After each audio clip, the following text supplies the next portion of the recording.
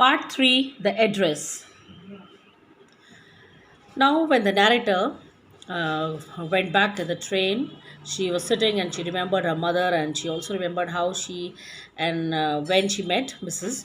Darling. Now, after my first visit in vain to Mrs. Darling's house, I decided to try a second time. Now, a girl of about 15 opened the door to me. I asked her if her mother was at home. Now, when her first visit was in vain, it was useless. She decided to go second time, and now a 15-year-old girl opened the door. No, she said, my mother's doing an errand. So that girl said that her mother was doing a job. No matter, I said, I'll wait for her.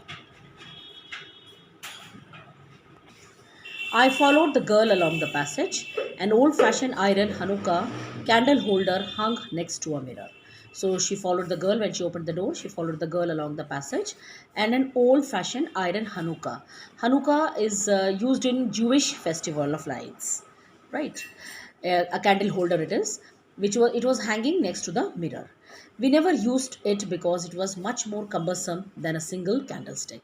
And she had once remembered that it was the same Hanukkah of hers, and then she remembered that they did not use it because it was very cumbersome, very heavy. Won't you sit down? Asked the girl. She held open the door of the living room, and I went inside past her. And then she made her sit in the living room. I stopped, horrified. She stopped. She was very frightened. Horrified means frightened. I was in a room I knew and did not know. Now she was sitting in a room which she knew, but she did not know. I found myself in the midst of things I did want to see again, but which oppressed me in the strange atmosphere. Now these are lines are very, very important. Now she was sitting in the room she knew. She knew means there were the things in the room were so familiar to her. All the things in the room mostly were familiar to her. And but they did not know, but she did not want to see them again. Now so she was sitting in the midst of things, among the things she wanted to see, but they were oppressing her.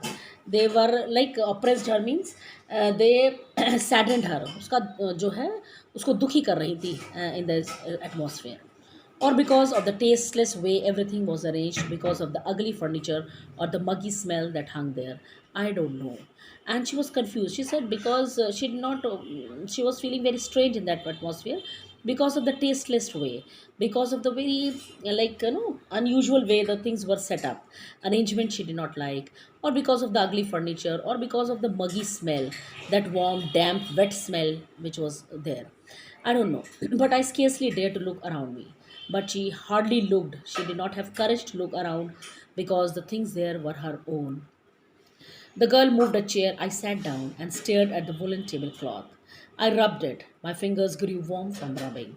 And the girl, she moved the chair. She sat down and then she looked at the woolen tablecloth, and she rubbed her fingers, and her fingers grew warm from rubbing it. I followed the lines of the pattern. Somewhere on the edge, there should be a burn mark that had never been repaired. And then she followed the pattern which was made on the tablecloth, and she found that there should be a burn mark which was never repaired. My mother will be back soon, said the girl. I have already made tea for her. Will you have a cup? And so the girl, very courteously, she asked for a cup of tea.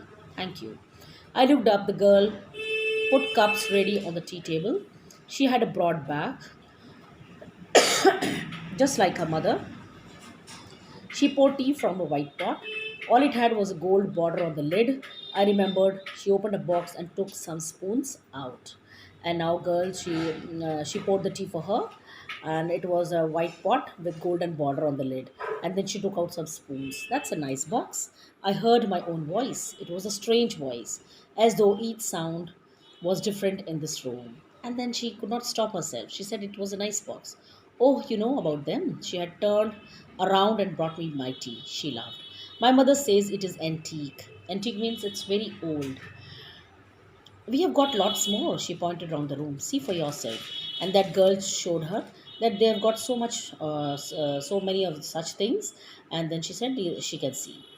I had no heed to follow her hand, though did not follow her advice. I knew which thing she meant, so at once she understood which thing she meant. I just looked at the still life over the tea table, As a child, I had always fancied the apple on the pewter plate. And then she saw that the tea table पे जो है pewter plate रखी थी. Pewter plate is a grey metal, tin and lead plate. कांसे के जिसे कहते हैं वो एक plate रखी हुई थी. And she always fancied, desired to have an apple on that. We use it for everything, she said. Once we even ate off the plates hanging there on the wall. And then girl said that we use this pewter plate they use for everything. And then she also told that those plates which were hanging on the walls, antique plates, they even ate off from them. I wanted to so much, but it wasn't anything special. I had found the burn mark on the tablecloth, and finally she found that burn mark which she thought must be there.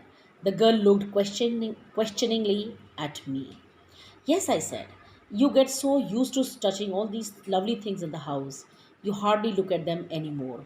You only notice when something is missing because it has to be repaired or because you have lent it, for example. And then she said, yes, all those lovely things were there. And when these all things are in your house, these all beautiful things are in your house, you hardly look at them. You hardly notice आपके घर में क्या क्या सामान रखा है. And you only no you only notice, आपको जब भी समझ आता है when something is missing, or if you have given lent those things to somebody, then you miss them. Again, I heard the unnatural voice of my sound and I went on. I remember my mother once asked me if I would help her polish the silver. And then she remembered how she asked her to help her polish the silver cutlery. It was a very long time ago, and I was probably bored that day, or perhaps I had to stay at home because I was ill, as she had never asked me before. I asked her which silver she meant, and she replied, surprised, that it was the spoons. And then the narrator asked her mother which silver she's talking. And then her mother said, the spoons, the forks, and the knives. And that was the strange thing. I didn't know the cutlery we ate off every day was silver. And then that day she got to know that the cutlery के वो जिस चीज़ों से खाते हैं वो सब किस चीज़ का है, सिल्वर मेटल का है. The girl laughed again. I bet you don't know it is either. I looked intently at her. और वो तभी उसको बताती कि शायद तुम्हें भी नहीं पता होगा कि है ना बेट. वो कहती आई प्रॉमिस तुम्हें भी पता नहीं होगा कि ये सिल्वर है. What we eat with, she asked. Well, do you know? तो नेटर कहती है क्या तुम्हें पता है. She hesitated. She walked to the sideboard and wanted to open a drawer. I look, it's in here. She said she went to the drawer. She said open a drawer. Wanted to open the drawer and look in there. So this was how she was talking to that little girl. I jumped up. I was forgetting the time. I must catch my train. So she at once stood and she said, I was forgetting the time. She had her hand on the drawer. Don't you want to wait for my mother? उसका हाथ अभी drawer में ही था. वो कहती है क्या तुम मेरी मम्मी के लिए वेट नहीं करोगे? No, I must go. I walked to the door. The girl pulled the drawer open. I can find my own way. And then she said,